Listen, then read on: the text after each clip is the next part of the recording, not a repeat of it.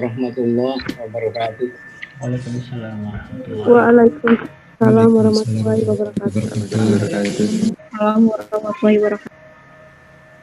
Mari kita awali seperti biasa kajian kita dengan membaca Al-Fatihah. A'udzubillahi minasyaitonir rajim. Bismillahirrahmanirrahim. Alhamdulillahirabbil alamin. Ar-Rahmanir-Rahim. Maliki yaumiddin. Iyyaka na'budu wa iyyaka nasta'in. Ihdinas siratal mustaqim. Siratal ladzina an'amta 'alaihim ghairil maghdubi 'alaihim waladdallin. Amin. Alhamdulillah, kita bersyukur pada Allah Subhanahu wa taala pada kajian malam hari ini insyaallah akan melanjutkan materi kajian kita pada pekan yang lalu. Ya. Jadi untuk yang sekarang ini kita akan lanjut pada proses ta'aruf dan hibbah. Ya, tentunya nanti sampai di akad. Sehingga pranikah itu kita selesaikan insyaallah pada malam hari ini. Ya. Untuk supaya tetap sambung ruhiyahnya, maknawiyahnya ya dari kajian yang pertama itu yang sangat penting untuk ditekankan adalah meluruskan niat. Dan ketahuilah bahwa akad nikah itu berkaitan dengan ibadah dan dakwah. Oleh karenanya Islam mengajarkan ada kriteria untuk calon suami ya. Ini sudah dibahas. Kalau calon suami itu ada ad-din dan akhlak. Ad-din punya makna iltizam bil Islam, iltizam bil dakwah. Kemudian akhlak berarti seorang calon suami betul-betul sudah berakhlak, terutama khususnya berkaitan dengan nantinya akan menjadi pemimpin atau qawam. Jadi tidak dibuat-buat, sudah menjadi akhlak. Menjadi akhlak. Nah, sedangkan untuk kriteria calon istri itu ditekankan ada ad-din. Bahwa yang lain itu ya, tetapi yang ditekankan adalah ad-din, berarti di situ adalah berkaitan dengan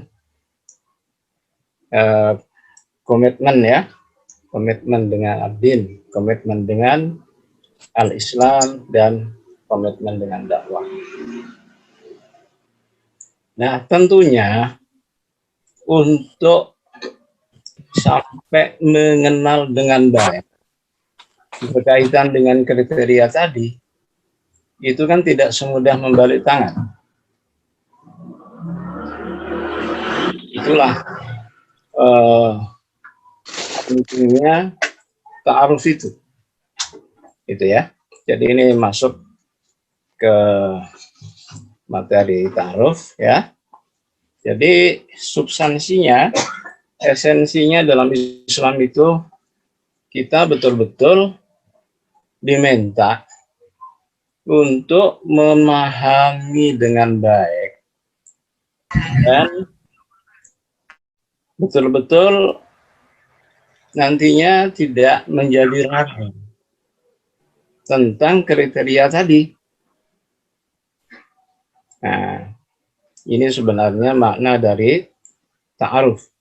Jadi dalam ta'aruf itu sebenarnya yang diharapkan adalah nantinya bisa saling mengenal berkaitan dengan kriteria tadi.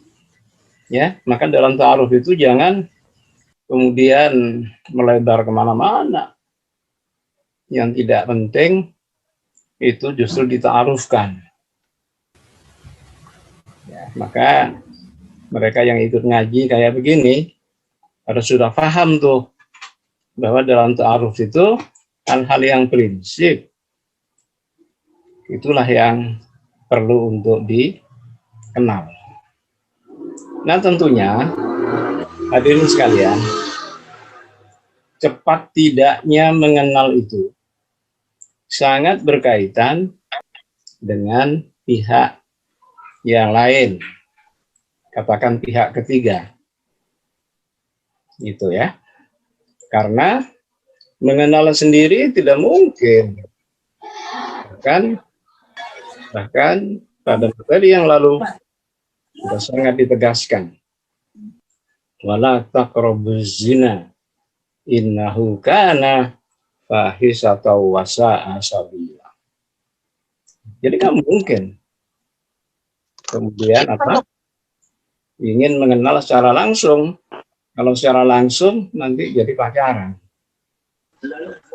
dan itu dilarang di dalam agama karena itu menodai nantinya pada saat masuk ke jenjang pasca nikah. Nah, oleh karena itu di sini ada pihak ketiga yang sangat penting. Contohnya di zaman Rasul ya. Waktu Rasulullah hijrah ke Madinah dengan para sahabatnya, itu ada kisah salah seorang sahabat yang bernama Mughirah. Nah, Mughirah ini nikah.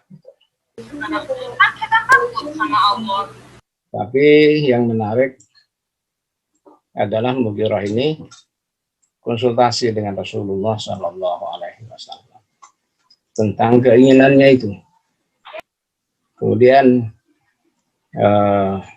kata Rasulullah, engkau akan menikahi muslimah mukminah yang mana? Ya, itu kata Mughirah, saya akan menikahi mukminah muslimah yang mereka ada di Madinah. Artinya sahabiah yang memang sudah duluan ada di Madinah. Kan ada sahabat Ansor, ada sahabat Muhajirin. Kemudian kata Rasul, apakah engkau sudah melihatnya? Ya, belum. Nah, di situ dijawab oleh Rasul, maka lihatlah. Nah, gitu ya. Jadi di dalam banyak hadis ya, itu nador itu artinya melihat ya. Itu diperkenankan pada saat proses untuk ta'aruf itu dilakukan. Jadi itu resmi ya dari Rasulullah Sallallahu Alaihi Wasallam. Tapi ingat itu nador ya, melihat pada bagian tertentu yang memang diperkenankan untuk dilihat. Ini salah satu hadisnya, hadis riwayat Imam Tirmizi. Unzur ilaiha fa innahu ahra ayyu dama bainakuma. Lihatlah dia, karena sesungguhnya hal itu lebih menjamin untuk melangsungkan hubungan kamu berdua. Ini contoh salah satu hadis yang memperkenankan untuk melihat. Tentu itu dua-duanya interaksi ya. Ikhwan boleh melihat akhwat, akhwat boleh melihat ikhwan pada situasi dan kondisi yang islamis. Tapi resmi itu artinya nazar itu boleh. Saya sampaikan satu hadis lagi. Riwayat Imam Ahmad ya. Idza khataba ahadukum ra'atan fala junaha alaihi ayyanzura ilaiha idza kana innama yanzuru ilaiha lihitbatihi wa in kanat la ta'lamu. Ya, apabila salah seorang dari kamu menghitbah ya, meminang ya seseorang perempuan, maka tidak berdosa melihatnya. Ingat, melihatnya. Ia melihatnya hanyalah karena peminangannya sekalipun dia tidak tahu. Maksudnya itu diatur pada waktu melihat ya. Salah satunya tidak merasa dilihat, kemudian dilihatnya. Begitu juga sebaliknya. Begitu ya. Jadi begitu suci ajaran Islam itu tidak menghantarkan calon tadi, kedua calon itu tanpa harus mengenal, tanpa harus ta'aruf. Jadi nggak bisa dipaksakan pada siapapun, termasuk orang tua. Ya, tiba-tiba dipaksakan. Dan di zaman Rasul itu pernah terjadi. Ya, pernah terjadi. Ada yang dipaksakan oleh orang tua si akhwat. Kemudian si akhwat itu lapor kepada Rasulullah Sallallahu Alaihi Wasallam. Dan apa kata Rasul? Itu terserah pada kamu sekalian. Artinya terserah kepada si akhwat itu. Dia punya power untuk meneruskan atau tidak. Ya, tetapi kemudian si akhwat tadi itu di hadis itu mengikuti orang tuanya.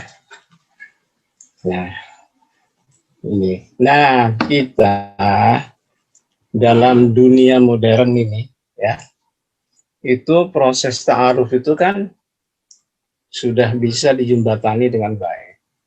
Yang paling penting itu prinsip tadi. Apa prinsipnya? Prinsipnya ta'aruf itu untuk saling mengenal supaya itminan, supaya tenang bahwa kriteria yang disebutkan oleh Rasulullah itu betul-betul bisa dirasakan. Nah, dalam proses ta'aruf itu bukan mencari-cari kesalahan, bukan mencari-cari kekurangan, ingat. Tetapi justru mencari sinerginya. Kemudian kalau ada yang kurang sesuai misalnya dengan kriteria tadi, baik untuk calon suami atau calon istri, nah itu dikonfirmasi supaya kemudian menjadi lebih baik. Ingat, sekali lagi saya ingin tegaskan, proses akad nikah ini berkaitan dengan ibadah dan dakwah. Tolong digarisbawahi. Berkaitan dengan ibadah dan dakwah. Jadi tidak boleh malah menimbulkan permusuhan, memutuskan silaturahim, ya, gara-gara ta'aruf itu, gitu. Nah, tentu tadi dalam suasana modern kayak begini ya, nah itu ta'aruf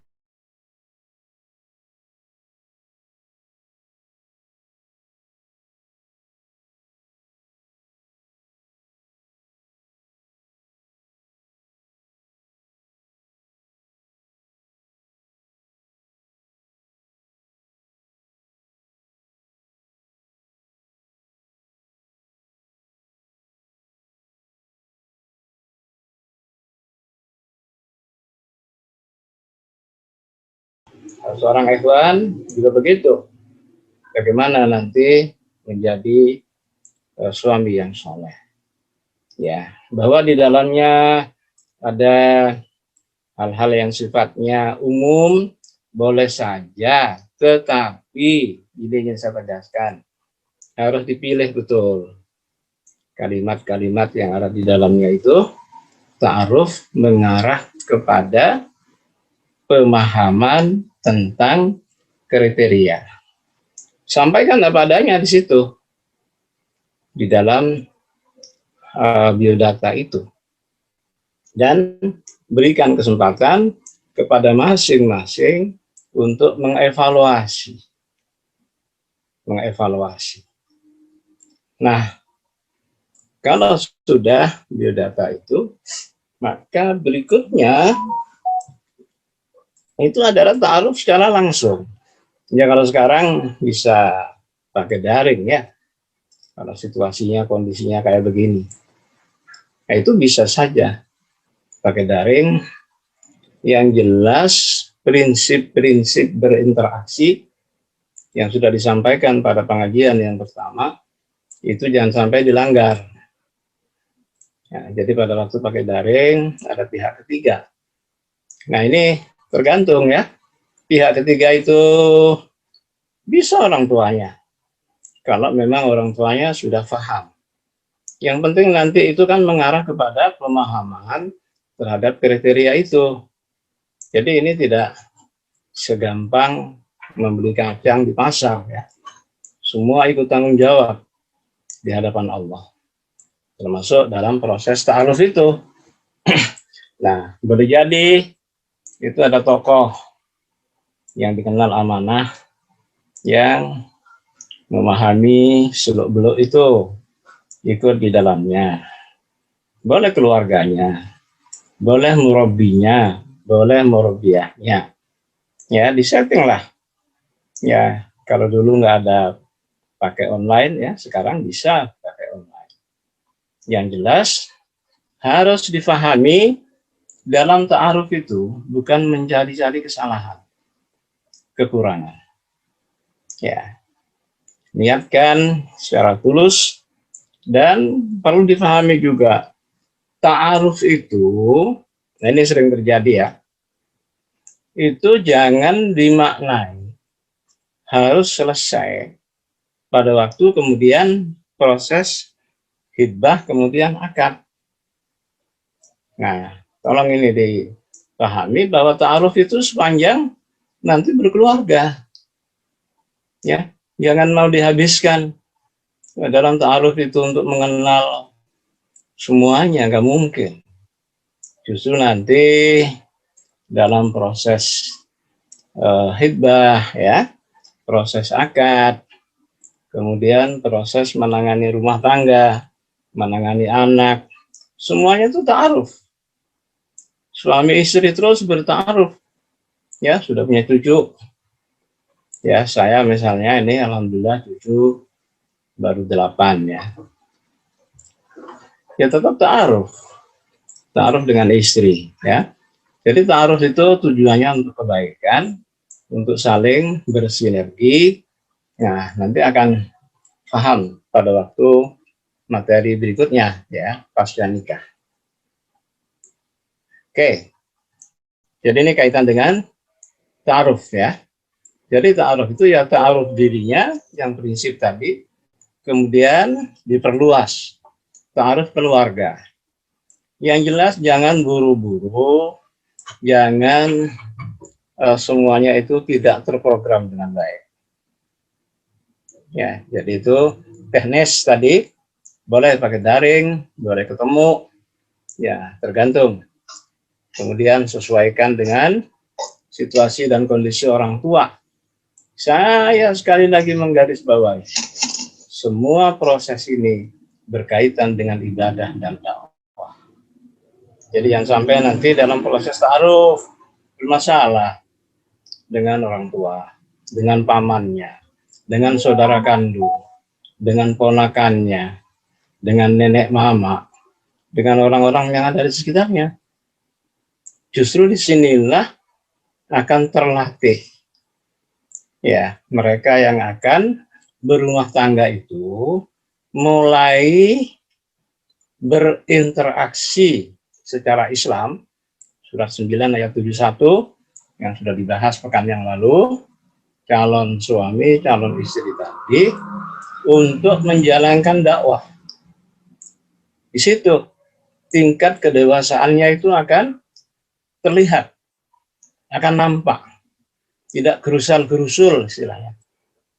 Ada satu proses tahapan. Karena ini rumah tangga, itu akan dibawa dunia akhirat.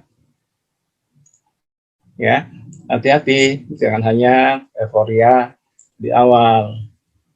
Pada waktu 3 bulan pertama, itu masih lempar-lempar bunga. Tapi setelah 3 bulan, nah itu lempar vas bunga. Naudzubillah min dzalik ya. Jadi makanya harus dalam keadaan yang tenang, itminan, memahami, ikuti ya proses pengajian ini dengan sebaik-baiknya. Nah, berapa lama ta'aruf itu? Nah, ini settingan kita, tidak ada ketentuannya harus berapa lama. Yang paling penting justru semua dibawa kepada ibadah dan dakwah, kemudian kriteria yang diharapkan itu nantinya bisa terungkap, terrealisir. Nah, maka setelah proses ta'aruf, sudah tenang, itminan, keluarga tahu, maka dalam Islam ada proses berikutnya yang disebut dengan hidbah. Hidbah ya. Jadi hidbah ini sunnah. Hidbah ini sunnah. Tetapi ini penting karena dicontohkan oleh Rasulullah Sallallahu Alaihi Wasallam, juga oleh sahabat Rasul. Jadi ada contoh yang menarik ya tentang hidbah ini, yaitu sahabat Bilal. Sahabat Bilal kita tahu tukang adzan ya. Jadi beliau pada waktu akan menghidbah seorang akhwat.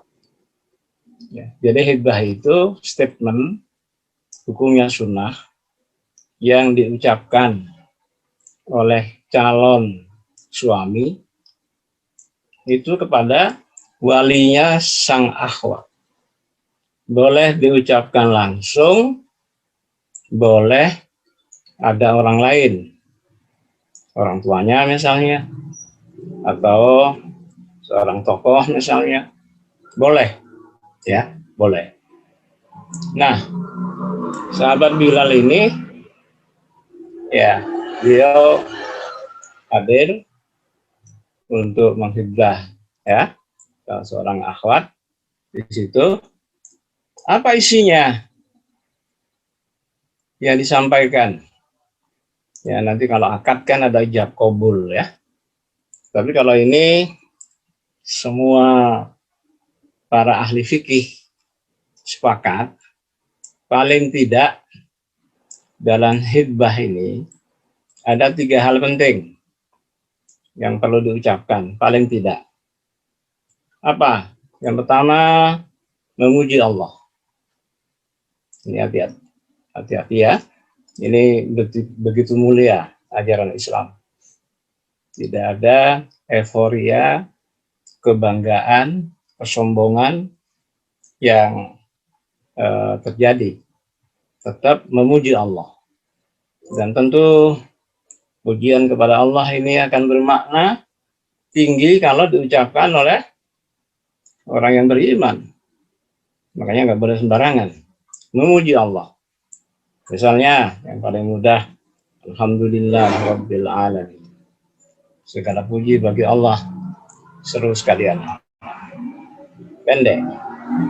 Yang kedua, membaca sholawat. Jadi yang kedua, membaca sholawat. Allahumma sholli ala Sayyidina Muhammad misalnya. Nah, Baru yang ketiga itu menyampaikan statement khidbah itu dengan mencontoh Rasul. Jadi yang ketiga ini saya misalnya siapa? Fulan ya. Fulan. Kalau langsung nih itu menginginkan menghibah atau bermaksud menghibah putri Bapak itu yang bernama Fatimah dengan mencontoh Rasulullah Shallallahu Alaihi Wasallam, mudah-mudahan Allah memberkahinya. Selesai. Jadi sekali lagi, yang pertama adalah memuji Allah, silahkan itu bahasanya. Yang kedua adalah membaca sholawat. Yang ketiga menyampaikan maksudnya. Jadi kehadiran saya, Ali misalnya, bermaksud untuk menghibah putri Bapak yang bernama Fatimah dengan mencontoh Rasul, mudah-mudahan Allah memberkahinya. Amin. Kemudian dijawab oleh siapa? Oleh calon mertua. Bapaknya si Wali tadi. Jawabannya juga begitu. Ya, yang pertama memuji Allah. Yang kedua membaca sholawat. Kemudian yang ketiga baru menyampaikan, alhamdulillah saya sebagai wali dari Fatimah menerima ridho khidbah yang sudah Ali sampaikan. Mudah-mudahan Allah memberkahinya. Amin. Selesai itu sudah sah. Ya, sudah sah. Jadi kadang-kadang ehwannya nggak paham, orang tuanya nggak paham, akhwatnya nggak paham. Jadi mereka main itu dengan membawa keluarga dan segala macamnya. Kemudian selesai pulang, katanya sudah hibah. Nggak benar itu baru ta'aruf. Ya, itu baru ta'aruf. Karena hibah itu bagian dari sunnah Rasul yang jelas-jelas itu dilakukan. Ya, jadi ini penting ya. Jadi kalau sudah ta'aruf, entah ta'aruf yang keberapa, segera nantinya lakukan hibah. Dan ini perlu disetting ya. Maksudnya disetting, jangan sampai ada hibah yang ditolak. Nah, mohon ini dipahami ya. Jangan sampai ada hibah yang ditolak. Makanya sebelumnya dibicarakan dulu. Kan itu kan waktunya tidak ditentukan kapannya. Situasi kondisinya juga diatur oleh kita sendiri. Dan terkait dengan ibadah dan dakwah. Ya, jadi pastikan pada waktu hadir itu sudah akan diterima oleh si calon mertua ya. Nah, makanya si akhwat itu harus sudah bicara tuh dengan bapaknya, dengan walinya. Ya, jangan sampai begitu datang loh, kok saya nggak dikasih tahu, Pak. Nah, itu jadi berabe itu yang kayak begitu. Ya. Jadi teknis. Nah, termasuk teknis juga ajaran Islam itu simpel. Yang prinsip itu tadi tidak ada dipersyaratkan. Misalnya harus membawa kerbau. Ya, apalagi sekarang lagi kondisinya begini ya.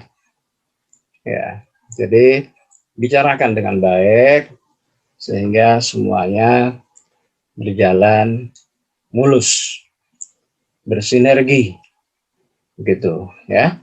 Nah, itulah hibah. Ya, apa konsekuensinya kalau hibah itu sudah dilakukan? Nah, ini penting ini, ya. Jadi sekali lagi ya, Hitbah ini beda dengan main. Main itu ta'aruf. Mau main 10 kali, tapi tidak ada statement tadi, itu tentang hitbah itu, ya itu masih belum sah.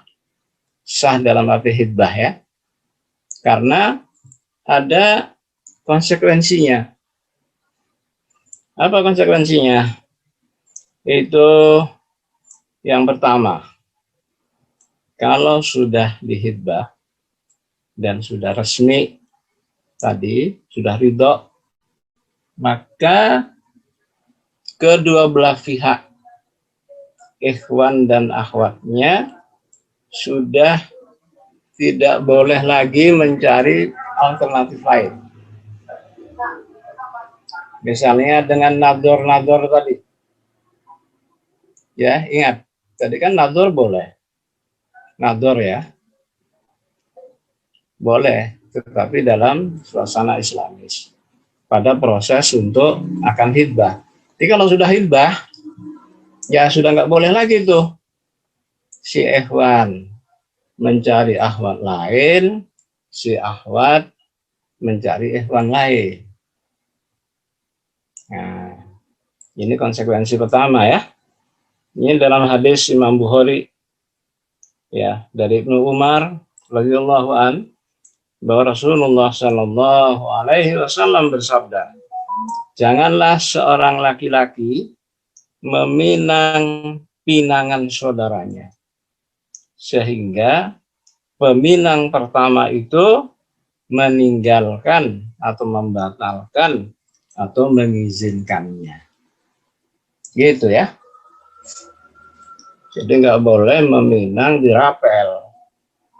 Ya, dalam satu hari meminang 5 akhwat. Kemudian yang akhwat juga begitu ya. Dalam satu hari menerima 5 pinangan. Nah ini nggak benar. Ini adalah ajaran Islam, sangat mulia. Sangat mulia. Jadi itu konsekuensi pertama ya. Nah, kemudian apa konsekuensi yang kedua? Konsekuensi yang kedua adalah ikhwan dan akhwat tadi yang sudah tidak boleh mencari alternatif lain itu diperkenankan berinteraksi secara islamis dengan bingkai yang kemarin sudah disampaikan. Tetapi secara khusus boleh. Ya, ini penting ini. Kenapa? Karena dalam hitbah ini nantinya ada proses ke depan untuk lanjut pada akad nikah. Ya, jadi masih ada satu proses yang itu menjadi puncaknya ya setelah hitbah, kemudian terus ta'aruf tadi, mengevaluasi segala macamnya, kemudian dia itminan, dia tenang, maka lanjut pada akad nikah. Nah, maka Islam memperkenankan untuk berinteraksi secara khusus ikhwan dan akhwat yang sudah hitbah itu, tetapi dalam bingkai yang islami. Jadi interaksinya itu semuanya di samping secara syar'i itu dipegang, karena itu bukan muhrim kan masih, ya, tetapi juga diarahkan agar nantinya pada waktu sudah yakin itminan lanjut dengan akad nikah dengan ijab kabul. Nah itulah yang nanti materi yang akan dibahas lebih lanjut ya di dalam kajian kita ini. Jadi insya Allah masih panjang ini. Itu akad, kemudian ada resepsi ya kalau bahasa kita.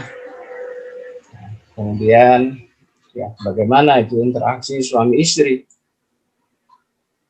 Itu kan ada materinya semuanya. Sampai kemudian bagaimana nantinya mentarbiyah anak-anaknya supaya menjadi anak yang soleh, yang soleh. Demikian Jadi kita akan masuki diskusi ya. Kita nggak usah buru-buru, saya sudah sampaikan. Jadi materi ini supaya betul-betul difahami dengan baik. Ya, maka kita layani diskusi. Yang jelas nanti ini selesai pranikah. Jadi berikutnya itu akad dan seterusnya ya. Silakan. Baik, di sini sudah ada 3 pertanyaan melalui chat box, dan saya akan bacakan pertanyaan pertama dulu. Jadi kita sambil berjalan, setelah pertanyaan pertama bisa yang mau raise hand, menggunakan fitur raise hand untuk bertanya langsung pada Ustadz, dipersilakan. Oke, saya akan bacakan pertanyaan pertama. Yang pertama dari Sofwan Hadi. Assalamualaikum Ustadz, apa tips menyempurnakan proses ta'aruf bagi yang sudah berkeluarga? Jazakallah. Ya. Langsung aja ya. Ya. Ya, tentu adik-adikku sekalian, itu setelah materi ini, materi akad nikah ini, itu baru lebih dipahami dengan baik tuh. Apa tipnya? Ya, tetapi secara umum di situ nanti ada kewajiban dari suami, berarti itu menjadi haknya istri, itu harus dipahami nih oleh para ikhwan. Kemudian yang kedua, ada kewajiban istri terhadap suami, berarti itu adalah haknya suami. Kemudian ada kewajiban bersama, dan itu menjadi hak bersama. Nah, itulah yang harus nanti dibedah. Jadi begitu ya. Jadi ini tipnya ini sudah melampaui materi. Sudah melampaui materi akad. Nggak apa-apa. Baik. Baik. Sekarang pertanyaan kedua. Dari penanya kedua ini ada 2 pertanyaan. Yang pertama, ini ada dari Mbak Rinda Triwijayanti. Assalamualaikum Ustadz. Jika ada ikhwan ingin ta'aruf namun dirasa masih ragu untuk melanjutkan ke jenjang berikutnya, kira-kira bagaimana untuk menolaknya dengan baik? Lalu di pertanyaan kedua, jika ingin meminta dita'arufkan oleh ikhwan, apa hukumnya Ustadz? Terima kasih. Ya. Ya, jadi sekaligus 2 pertanyaan itu ya. Jadi orang-orang yang terlibat di dalam ta'aruf itu adalah haruslah orang-orang yang amanah. Ya, nggak boleh sembarangan. Ya, paling tidak dia paham seperti materi yang kita sedang bahas ini dari materi yang sebelumnya. Ya, kalau mereka nggak paham, wah ini bahaya. Mau diarahkan kemana nantinya? Gitu ya. Maka disitulah persiapan pribadi masing-masing itu menjadi sangat utama. Kan kemarin bicara jodoh ya, surat 24 ayat 26. Itu wanita solehah oleh Allah akan dipasangkan dengan laki-laki yang soleh. Begitu sebaliknya, laki-laki yang soleh akan dipasangkan dengan wanita yang soleh. Laki-laki yang keji itu akan dipasangkan dengan wanita yang keji. Begitu sebaliknya, wanita yang keji akan dipasangkan dengan laki-laki yang keji. Maka saya menyarankan dengan kuat, bentuklah dirinya menjadi hamba Allah yang soleh, yang solehah, dan jujur. Hati-hati adik-adikku sekalian, karena ini akan dibawa dunia akhirat. Jangan main-main. Jadi jujur betul dan mendekat kepada Allah. tadi ada ragu-ragu dan seterusnya ya. Jadi malam bangun, sholat tahajud, sholat witir, kemudian baca itu doa surat 25 ayat yang ke-74. Rabbana hablana min azwajina wa dzurriyyatina qurrata a'yun waj'alna lil muttaqina imama. Baca, baca, baca dan khusyuk hayati. Jadi harus betul-betul ada jiddiyah, ada kesungguhan, ya. Karena Allah kan Maha mengetahui. Jadi jangan kitanya itu seenak kita gitu. Inginnya mendapatkan calon yang soleh, yang solehah, tetapi kitanya sendiri tidak mempersiapkan dengan sungguh-sungguh. Intinya jujur, jujur, mendekat kepada Allah. Pasti Allah akan memberikan jalan. Ya. Nah ini sekaligus ya menekankan yang hadis yang kita bahas pekan yang lalu, kaitannya dengan jodoh. Kemudian ada kaitannya dengan rezeki kan? Kan di situ disebutkan oleh Rasulullah itu sebaik-baik tawakal berkaitan dengan rezeki itu seperti tawakalnya burung. Burung itu pagi-pagi dia udah bangun, belum subuh ya, sudah bertasbih kepada Allah, memuji Tuhannya, kemudian dia keluar dalam keadaan tenggorokannya kosong, mencari rezeki itu, berusaha. Luar biasa itu, tak kenal lelah ya. Kemudian dia balik di sore hari, sudah dalam keadaan tenggorokannya isi. Nah, begitu juga jodoh. Mohon ini digaris bawahi. Mohon ini ditekankan. Jodoh itu ibaratnya kayak burung tadi. Ya. Jadi walaupun jodoh kan ditentukan tadi. Surat 24 ayat 26. Tetapi yang dimaksud dengan ditentukan itu tidak kemudian berserah pasrah. Ya, dan gambarannya tadi seperti burung itu. Ya. Ini perlu dipahami nih. Ini kan banyak yang nggak paham. Gitu, sehingga dalam perjalanannya kemudian ya karena ragu-ragu, tidak sungguh-sungguh, ya bermasalah. Ingat burung tadi. Artinya mempersiapkan diri menjadi hamba Allah yang soleh, yang soleha. Ada upaya-upaya dan itu diperkenankan. Ya, bagaimana seorang Khadijah, ya itu juga pada waktu bila tertarik pada Rasulullah Shallallahu Alaihi Wasallam. Ya, kan nggak ada masalah. Kalau berada pada suasana yang islamis, sebenarnya tidak ada yang tabu. Kenapa? Karena tidak ada yang dirugikan. Orang tidak pacaran juga.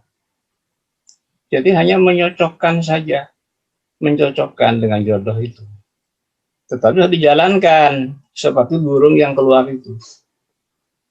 Ya, ini mohon dipahami dengan baik. Baik, terima kasih. Sekaligus tadi sudah 2 pertanyaan. Baik, selanjutnya ada Salsabila. Assalamualaikum Ustaz, bagaimana interaksi secara syar'i yang dicontohkan setelah khitbah? Ya, ya. Yang perlu dipegang setelah khitbah itu kan bukan muhrim. Ya, ini satu pegangan pertama. Itu bukan muhrim ya. Bukan muhrim. Maka berlakulah bingkai interaksi yang berkaitan dengan bukan muhrim. Misalnya tidak boleh berdua, tidak boleh bersentuhan, dan seterusnya. Kan sudah dibahas itu. Ya.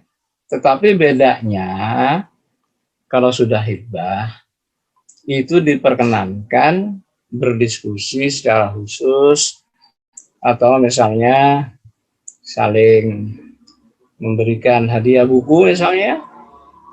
Yang buku itu untuk persiapan ke depan rumah tangga sebagai referensi ya.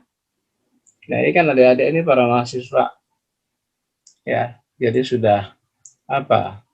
Bukan menukar referensi, ya, itu diperkenankan. Tetapi tentu, ya, ingat semuanya itu dalam rangka untuk memperkokoh sampai hadirnya akad, ya. Jadi sudah boleh tadi. Tetapi secara fisik, karena itu bukan muhrim, maka berlaku hukum yang berkaitan dengan yang bukan muhrim tadi. Begitu ya. Nah, itulah kejujuran tadi.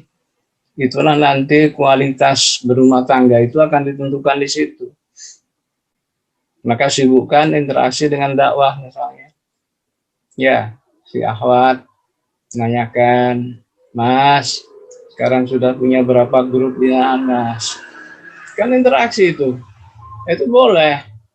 Justru itu yang penting kan, mengokohkan kriteria. Ya, kata yang ikhwan, alhamdulillah baru ada 3 binaan, 3 grup. Ya, bagaimana dengan antuma, bagaimana dengan latifah misalnya. Ya, jadi yang begitu-begitu interaksinya, ya, dalam rangka mengokohkan dakwah. Karena keluarga yang akan dibentuk itu keluarga dakwah. Nantinya ini materi itu akan diarahkan keluarga itu menjadi keluarga dai-daiyah. Suaminya menjadi dai, istrinya menjadi daiyah, anak-anaknya menjadi dai dan daiyah. Itulah rumah tangga Islami yang akan kita arahkan, yang akan kita gapai. Begitu ya. Ya. Selanjutnya ada dari Mbak Armelia yang menyampaikan pertanyaan titipan. Assalamualaikum Ustadz, bagaimana jika suami dan istri menetapkan peraturan mengenai handphone? Jadi apakah handphone itu privasi masing-masing atau bisa juga saling melihat seperti itu? Bagaimana menurut Islam? Ya, ini sudah materi pasca nikah ini. Ya, ya, ya. Tapi perskot ya, perskot harusnya suami istri itu terbuka. Ya, suami istri. Ya, jangan ada yang disembunyikan.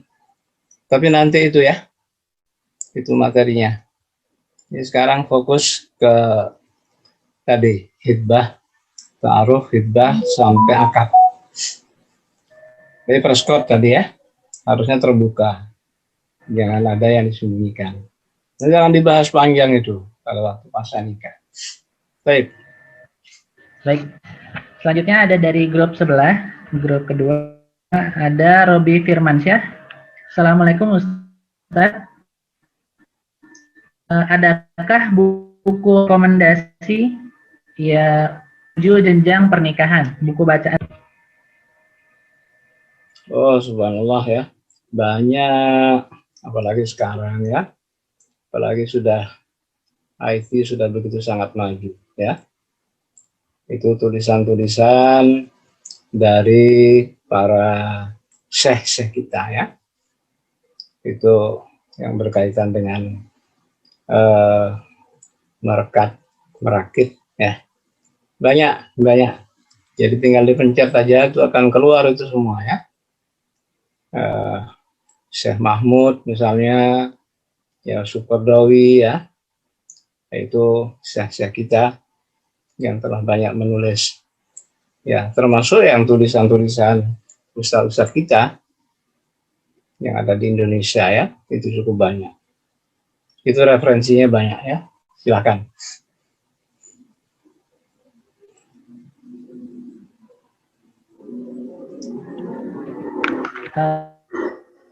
Ya, ada dari Syahroni. Assalamualaikum Ustadz. Apakah ta'aruf itu diutamakan dengan orang yang sudah kenal?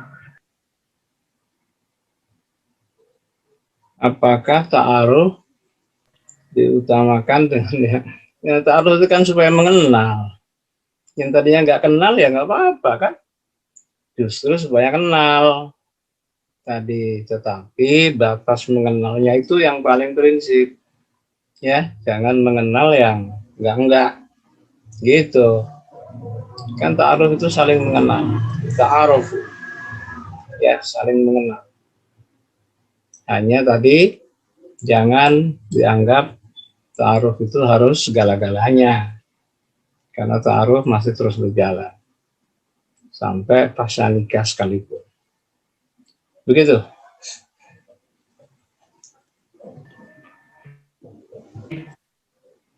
Selanjutnya ada dari Hilda. Assalamualaikum Ustadz. Ada yang bilang bertukar CV atau kurikulum vitae itu bukan budaya dari Islam. Bagaimana menurut Ustadz? Mohon penjelasannya. Ya, itu adalah bagian teknis yang tidak dilarang oleh ajaran Islam. Ya, sekarang kalau maunya yang saklek-saklek begitu, tidak usah pakai daring. Kayak sekarang ini, nggak ada di zaman Rasul pakai daring. Tidak usah juga pakai mic. Ya, nggak usah pakai listrik. Ya, ini yang kadang-kadang kita berhadapan dengan yang begini-begini ya. Jadi jalan terus saja, tidak usah energinya dihabiskan untuk berdiskusi masalah itu. Yang penting prinsip Islamis. Ya, mereka yang kuliah di IPB itu juga nggak boleh tuh kalau maunya begitu.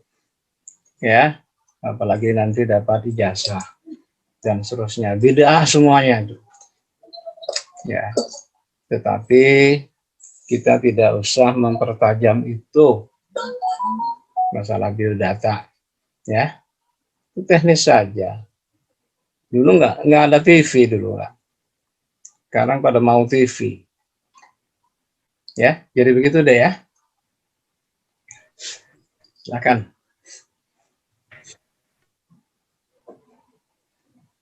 Ini ada dari grup sebelah lagi, Fauzia. Assalamualaikum Ustadz. Sosial seperti apa contohnya? Terima kasih. Gimana? Belum ketangkap. Yang siap menikah secara finansial. Finansial itu tidak dibatasi jumlahnya. Nah, ini memang materinya masih pasca nikah nanti. Jadi salah satu kewajiban dari suami itu adalah memberikan nafkah yang halal dan thayyib. Ya, tapi nggak ditentukan berapa jumlahnya. Yang penting kan halal, thayyib. Ya, maka di situ harus betul-betul diperhatikan. Jumlahnya berapa M? Ember ya. Nggak ditentukan ya.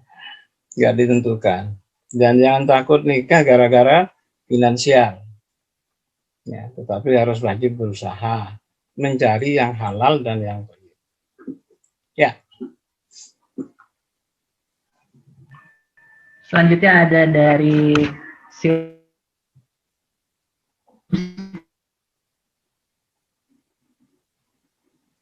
budaya di sekitar kita mewarnai proses khitbah. Contohnya seperti budaya bertukar cincin. Apakah proses tersebut sesuai syariat Islam? Ya. Tukar cincin memang tidak dikenal. Ya. Nanti itu kan jadi haram kalau dipasang. Ini bukan muhrim. Ya, itu kan bukan muhrim. Ya, ini juga harus hati-hati. Kalau cincinnya digantung masing-masing boleh apa enggak? Jadi jangan banyak energi dihabiskan berdebat masalah yang beginian ya. Mau tidak tukar cincin bagus. Karena itu memang sudah jelas, tidak ada contohnya ya. Tapi kalau kemudian ada orang tua yang masih pikirannya itu, ya, pikirannya orang tua ini kan fikud dakwah tadi, kaitan dengan ibadah dan dakwah. Kalau nggak pakai tukar cincin, nak nggak jadi, kata orang tuanya belum ngaji. Maka anak yang soleh, yang soleha, boleh Pak, yang masangkan cincin pada yang akhwat, ibunya. Yang masangkan cincin untuk yang ikhwan, itu bapaknya. Cincinnya tidak usah dari emas, misalnya. Itu sudah fikud dakwah ya. Jadi jangan saklek-saklekan yang di situ masih ada ranah yang diperkenankan. Yang nggak boleh tadi kan bersentuhan. Jelas itu tidak boleh. Ya, sedangkan nador diperkenankan. Gitu ya. Tentu tadi saya ingin tekankan kembali. Jangan semuanya ujuk-ujuk, unexpected. Harus diprogram. Termasuk tadi, tukar cincin. Kalau orang tuanya bagus, paham Islam, anaknya paham semuanya, ya sudah lah, nggak perlu. Tapi kadang-kadang orang tua itu masih belum paham. Maka jadikan itu bagian dari objek dakwah. Gitu ya. Jangan gara-gara itu nggak jadi. Ikhwannya sudah baik, akhwatnya sudah baik. Gara-gara bab tukar cincin jadi masalah. Gitu. Oke. Baik. Selanjutnya ada dari Raden Ayu Maulinda. Assalamualaikum Ustadz. Mau tanya, proses ta'aruf menuju khitbah maksimalnya berapa lama, dan dari khitbah ke akad juga berapa lama? Ya, tadi sudah disebutkan. Jadi masalah waktu Bukan ketidakcocokan. Ya, tidak ada patokan masalah waktu. Yang penting tadi prinsipnya, ya, prinsip dari ajaran Islam, dari tahapan itu, gitu, bisa cepat, bisa lambat. Ya, dalam beberapa kasus misalnya, beberapa kasus nih ya, saya ikut di dalamnya, ada seorang akhwat, memang keluarganya sudah paham Islam dengan baik, begitu.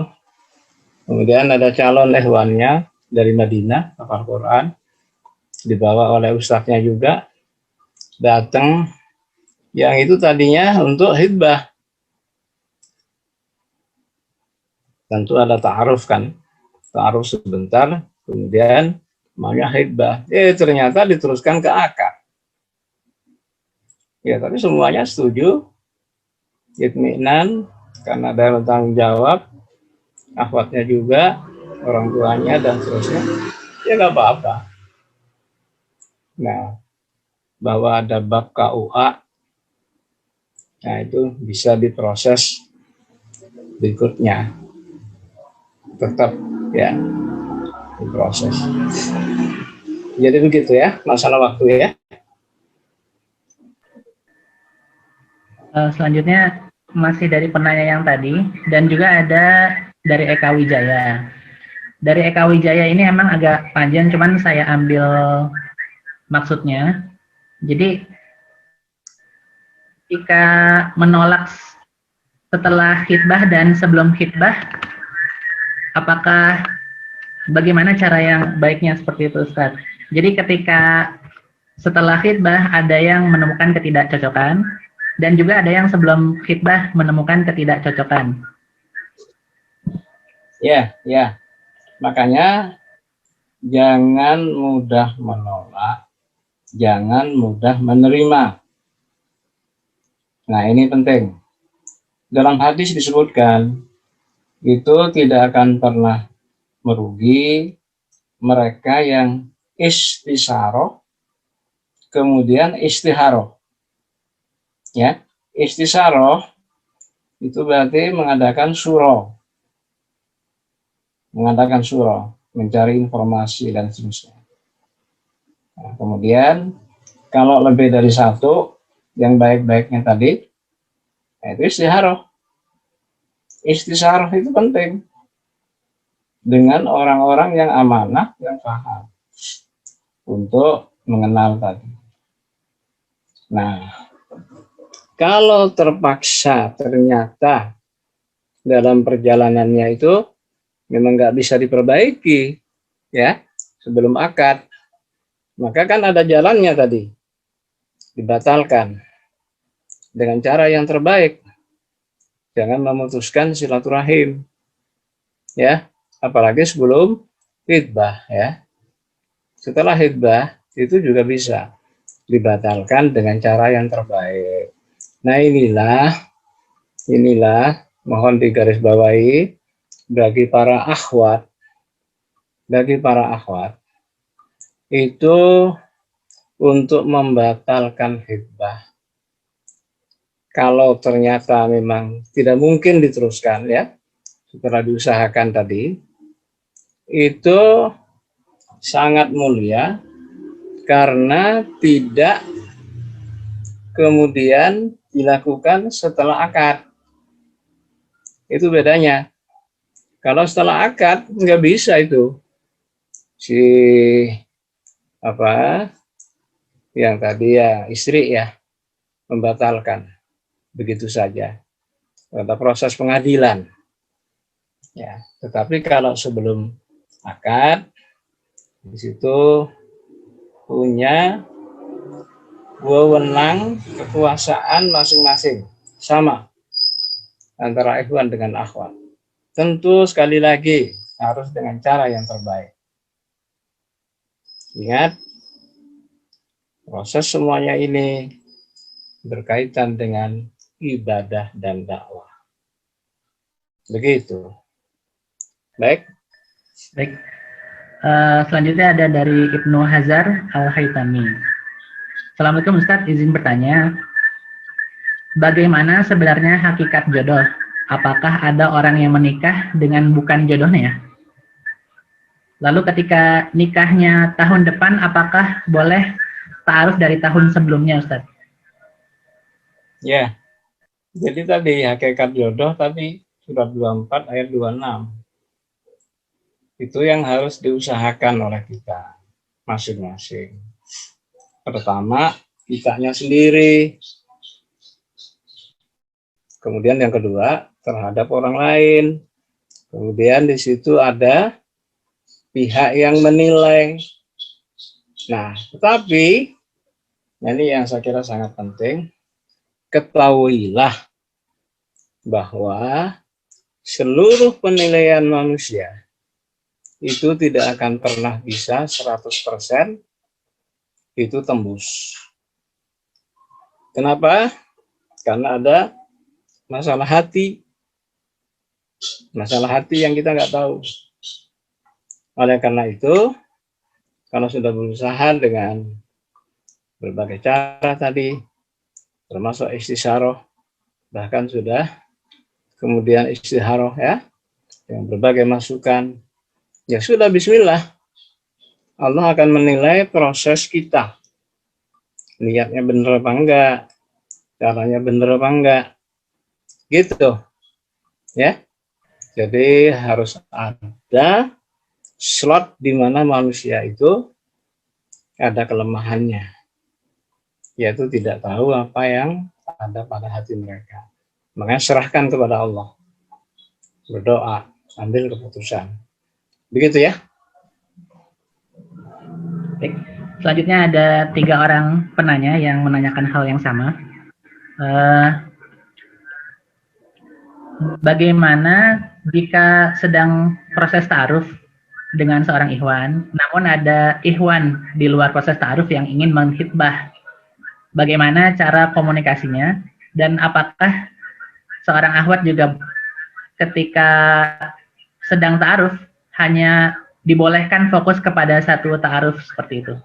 Ya. Terima kasih. Selesaikan satu-satu. Jangan pakai borongan. Ya. Karena ini nggak main-main ini. Nggak seperti beli kacang di pasar, ya. Makanya niatnya yang lurus tadi, mendekat kepada Allah, perhitungannya harus tepat, sesuai dengan kaidah syariah, ya, mengadakan surah itu jangan maunya borongan, ya, karena nanti itu akan juga mengganggu hati, ya, mengganggu hati itu. Nah, kalau sudah selesai diputuskan untuk tidak, misalnya, nah baru melangkah. Bahkan tadi kan sudah hitbah sekalipun masih bisa itu untuk dibatalkan, tetapi dengan cara yang terbaik. Jadi begitu ya. Jadi satu-satu. Baik, selanjutnya ada pertanyaan dari Haifa Az-Zahra. Ustadz, apakah boleh akhwat memberikan beberapa syarat saat ta'aruf, seperti meminta untuk tidak boleh poligami atau mengharuskan calon mempunyai rumah atau yang lainnya? Terima kasih. Ya, jangan mempersyaratkan yang tidak dipersyaratkan oleh agama. Ya, dapat satu juga belum, sudah mempersyaratkan begitu ya. Yang boleh itu boleh, yang tidak boleh itu tidak boleh. Makanya itu nanti akan terlihat dalam interaksi berikutnya, gitu ya. Apalagi dikaitkan dengan masalah materi. Itu tadi kejujuran itu. Apa sih yang dipilih? Ingat, kembali ke kriteria. Ikhwan, kriterianya akhlak dan ad-din. Wahai kaum wanita yang lajang, semuanya ini pegang itu. Ikhwan, persyaratannya kata Nabi adalah akhlak dan ad-din. Kalau yang akhwat itu ad-din. Fokus ke situ. Yang saya maksud tadi harus jujur itu. Karena kalau nyimpang dikit aja ya udah berantakan itu. Nauzubillah, nanti kecewa ke depannya. Begitu. Baik, selanjutnya ada dari Citra Devira. Bagaimana jika calon suami awam mengenai dakwah, sementara calon istrinya orang yang berdakwah, padahal suami sendiri harus memimpin dan menguatkan dakwah istri? Terima kasih. Iya, kan kriterianya sudah ada tadi. Jadi harus berhitung suami calon bagi kaum wanita ya. Dan kemudian kan ada tahapan, ada proses. Ya, jadi mungkin awalnya si calon suami dakwahnya belum kuat. Ya, makanya ada pihak ketiga misalnya suruh ngaji dulu, suruh hubungi dulu ustadz ini, ustadz itu yang amanah. Ya, aja dialog dan seterusnya. Gitu. Jadi ada apa istilahnya kriteria-kriteria kunci lah.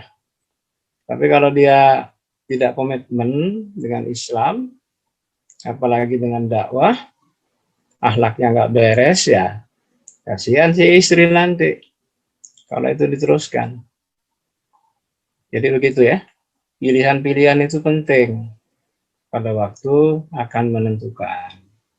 Saya sering berikan contoh begini, secara umum nih ya.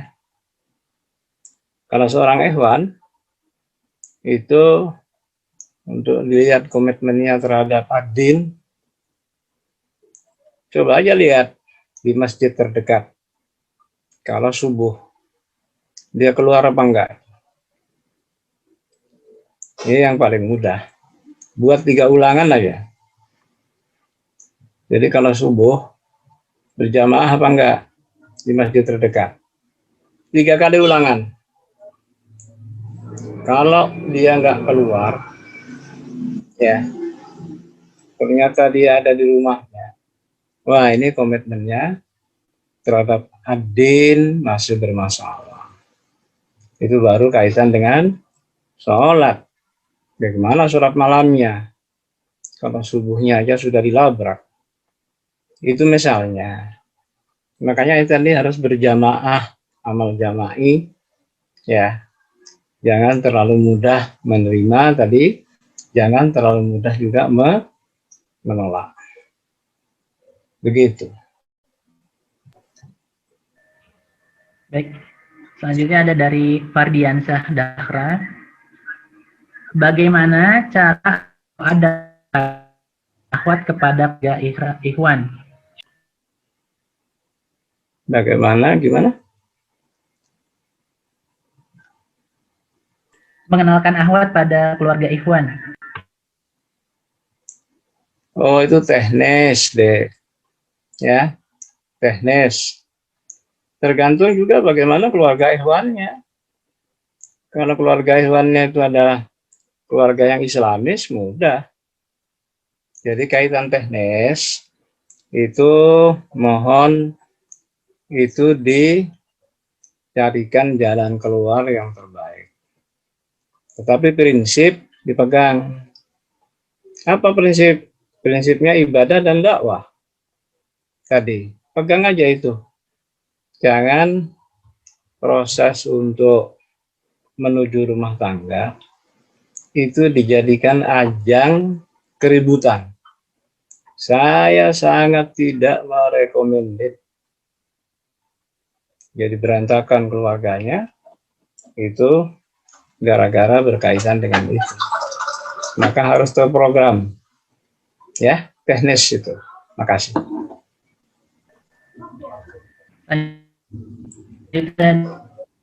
Dari Fahfuan, Assalamualaikum Ustadz. Bagaimana atau beda visi? Apakah boleh? Beda? Beda akidah, beda prinsip seperti itu Ustadz. Wah, kok beda akidah kan bermasalah, nggak boleh. Kalau beda akidah ya. Jadi kalau akidahnya beda, wah repot. Akidah itu menjadi pegangan utama. Harus diperjelas ini pertanyaannya mungkin. Baik, mungkin kalau beda visi atau beda organisasi mungkin Ustadz dalam agama Islam seperti itu. Apakah boleh menolak dengan alasan seperti itu? Ya kalau organisasi, satunya Muhammadiyah, satunya NU, ya nggak apa-apa, kenapa? Satunya alumni ITS, satunya ITB, satunya IPB, organisasi. Makanya rajutlah dalam dakwah, dalam ibadah, gitu. Ya, jadi jangan karena label-label ormas misalnya, kecuali memang ada yang terlarang, ya. Jadi ya itu yang tidak diperkenankan. Kalau memang ada satu gerakan takfiriyah, takfir ya. Nah, ini yang jangan dilakukan.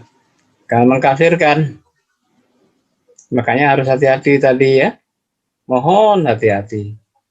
Karena ini perjalanan panjang. Gitu. Baik. Baik. Selanjutnya ada dari Selfia. Assalamualaikum Ustadz, izin bertanya. Mengapa dalam proses ta'aruf itu cenderung bagi ikhwan dan akhwat yang sudah mengaji, berpakaian syar'i, dan seterusnya. Sementara, misal ada ikhwan yang baru belajar Islam, sepertinya cenderung sulit untuk melaksanakan ta'aruf dan juga tidak pede. Di satu sisi keluarga juga kurang mendukung, misalnya baru belajar Islam. Sarannya bagaimana Ustadz? Iya, caranya harus mendekat pada lingkaran-lingkaran kebaikan. Dan ini jangan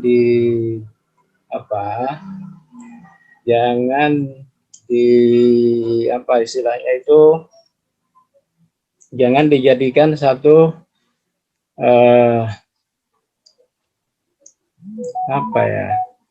sesuatu yang harus terjadi begitu. Ini nggak sehat. Justru mereka-mereka yang sudah cenderung ingin baik, nah itu ditampung, itulah dakwah. Ya, kan ditampung itu bisa ditaklim, ya, kemudian juga di halakoh, apalagi sekarang daring, ya.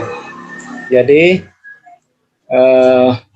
saya justru menyarankan jangan arus ini yang kemudian menjadi arus utama. Nanti orang-orang yang mau baik jadi susah, gitu ya. Dalam Islam itu kan simpel tadi, ad-din dan akhlak. Ya, kemudian ad-din. Kalau dia sudah berkeinginan, berproses, berhijab dan seterusnya, ya yang akhwat, ya berarti kan itu ada satu peluang.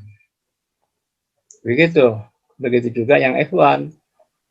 Ada yang sudah mau belajar baca Quran, sudah dekat ke masjid. Nah, itu didekatin orang-orang yang begini. Begitu ya. Sekali lagi, jangan dijadikan arus utama apa yang terjadi tadi. Enggak, seolah-olah mereka-mereka yang ingin baik itu kemudian jadi terhambat untuk ta'aruf, terhambat untuk yang lain. Begitu. Baik, selanjutnya ada pertanyaan dari hamba Allah. Jadi hamba Allah ini seorang akhwat, dari orang tuanya sudah memilihkan calon suami, cuman calon suaminya dirasa kurang baik, misalnya punya kebiasaan buruk merokok seperti itu. Dan si akhwat ini sudah komunikasi ke orang tua, tapi akhwat belum punya calon yang dia bawa sendiri. Apakah dalam kondisi ini untuk memilih pilihan yang lain si akhwat boleh bertaaruf jika yang dibawa oleh orang tua tidak disukai seperti itu? Ya, ya, ini memang dalam banyak hal terjadi ya, yang kayak begini. Kalau saya menyarankan, itu si akhwat ini jangan sendiri. Ini kan tadi ibadah dan dakwah. Ya, karena beberapa kasus yang sampai ke saya, itu begitu sudah selesai akad, kasihan tuh si akhwat. Itu bukannya berhenti merokoknya, malah menjadi perokok utama. Nah, jadi kan tadi ada proses. Nah, proses itulah yang harus sungguh-sungguh ya untuk melihat ada perubahan itu. Kan banyak tokoh juga di sekitar itu. Dengan bapaknya bicarakan, ya, karena bapak itu nggak boleh maksa. Bicarakan dengan baik. Jadikan itu momentum untuk berdakwah, berinteraksi. Nah, yang repot kalau orang tuanya juga merokok tuh. Orang tua si akhwat merokok nggak tuh? Ya. Tapi semuanya itu memang harus dibawa ke dalam agenda dakwah. Gitu ya. Jadi itu prinsipnya, intinya. Baik. Selanjutnya ada pertanyaan dari Rama. Izin bertanya Ustadz, bagaimana pendapat Ustadz terkait calon suami yang pekerjaan pokoknya sebagai takmir masjid? Sebagai takmir masjid. Ya. Ya. Ya, kalau dia digaji secara khusus, kenapa? Karena itu kan hal yang halal. Artinya memang disepakati oleh DKM-nya yang bersangkutan itu diberikan gaji dari situ dengan tugas-tugas yang diamanahkan. Ya, jadi nggak ada masalah. Oke. Baik. Selanjutnya dari hamba Allah. Assalamualaikum Ustadz, bagaimana caranya untuk meyakinkan orang tua kita tentang calon pasangan setelah proses ta'aruf? Syukran. Ya, ya itu ditaarufkan dengan orang tua. Ya, makanya dua-duanya ikhwan dan akhwat tadi itu mendapatkan kesempatan untuk berdakwah di dalam keluarganya. Itu kan tinggal dua-duanya membuat skenario supaya orang tuanya juga itu bisa dipahamkan. Memang orang tua macam-macam. Ada yang orang tua yang menilai anaknya dan menilai calon menantunya karena orang tuanya paham. Tapi ada sebaliknya, ya. Jadi dua-duanya dijalankan dengan prinsip ibadah dan dakwah. Begitu. Baik, selanjutnya ada dari seseorang. Assalamualaikum Ustaz. Jadi ketika seseorang sudah istikharah, apakah berupa mimpi atau kecenderungan hati pada salah satu pilihannya? Bagaimana menurut Ustaz? Ya. Jadi istisyarah kemudian istiharoh, ya. Nah, dalam istiharoh setelah istisyarah itu hadirnya itu kemantapan hati. Jangan selalu ditunggu hadirnya mimpi, ya. Jadi kemantapan hati itu yang paling penting. Mendekatlah kepada Allah, ya, sehingga kemudian Allah memberikan keputusan yang terbaik.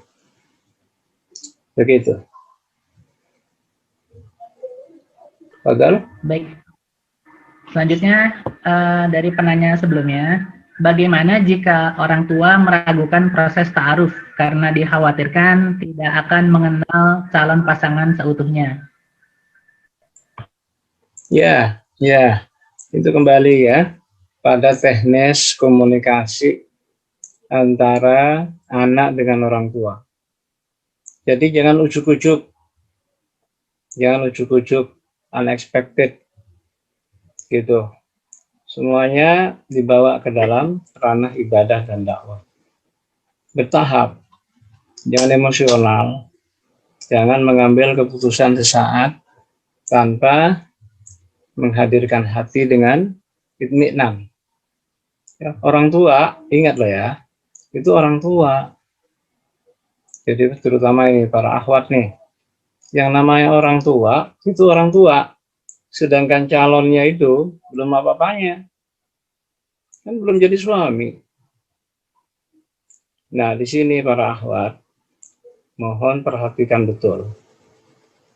Ya, berat menjadi orang tua akhwat itu. Akan melepas akhwat itu berat. Kalau orang tuanya paham Islam dengan baik, itu berhati-hati betul ya. Nah, disitulah dipahami oleh para akhwat. Ya, harus dijadikan tahapan untuk mendekat.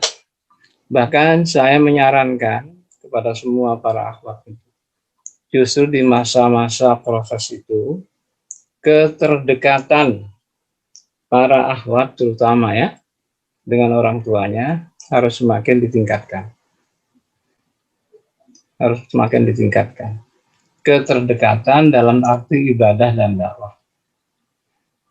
Kalau yang ikhwan gimana? Yang ikhwan juga. Jadi walaupun tidak dipersyaratkan ikhwan itu harus ada wali dari ikhwan ya. Tetapi ingat ada hadis ya. Dan ini berlaku untuk ikhwan akhwat. Ridullah fi ridul walidain wa suhtullah fi suhtil walidain. Ridhonya Allah itu berkaitan dengan ridhonya kedua orang tua.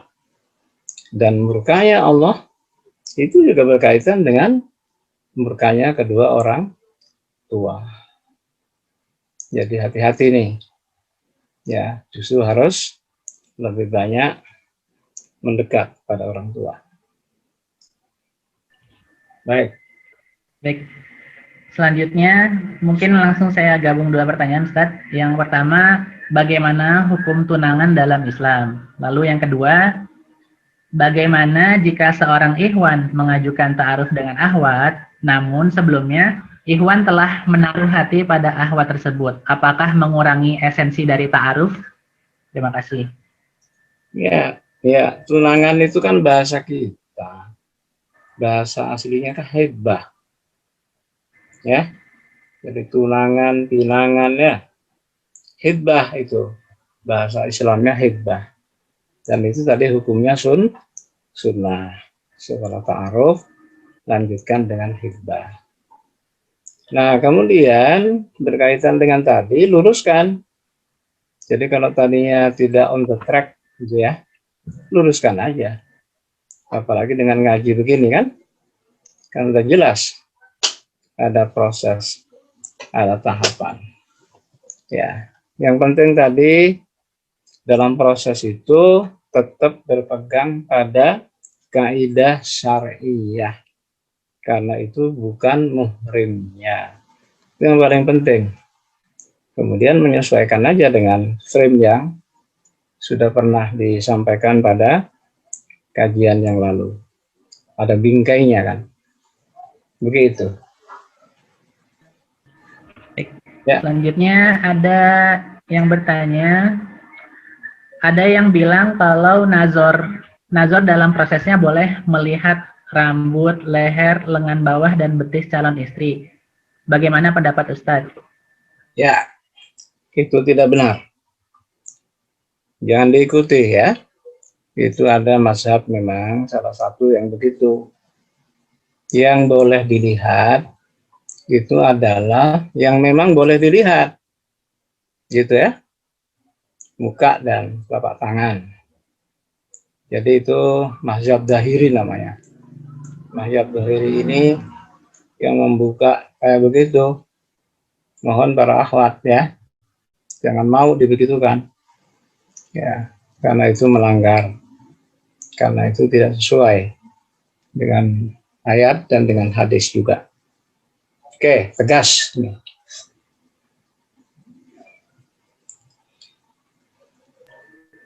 Baik. Selanjutnya, mungkin yang terakhir ini Ustadz. Jadi, ada yang misal ingin melaksanakan pernikahan karena mendapat ilmu bahwa menikah itu akan memperlancar rezeki seperti itu. Lalu bagaimana Ustadz pendapatnya? Bagaimana? Gimana? Ketika menikah ingin mendapatkan keutamaan yang rezeki yang berlimpah seperti itu. Iya. Itu kan salah satu Allah akan melancarkan rezekinya ya. Itu salah satu janji dari Allah dan Rasulnya. Ya, tentu wajib berusaha dan jangan itu dijadikan satu-satunya. Bingkainya tadi ibadah dan dakwah. Itu harus diingat betul itu.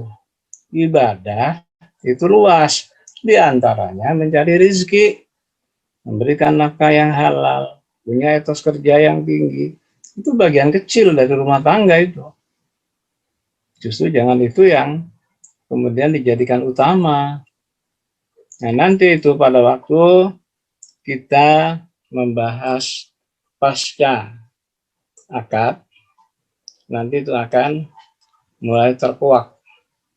Ya, bagaimana setelah ijab kabul, sehingga dia jadi resmi menjadi suami istri, maka disitulah nanti secara bertahap bagaimana peranan suami dan bagaimana peranan istri, sampai kemudian bagaimana berperan untuk menghasilkan generasi yang soleh, yang soleha.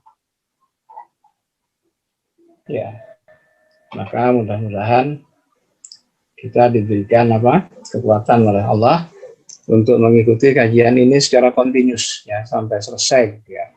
Mudah-mudahan tidak terputus.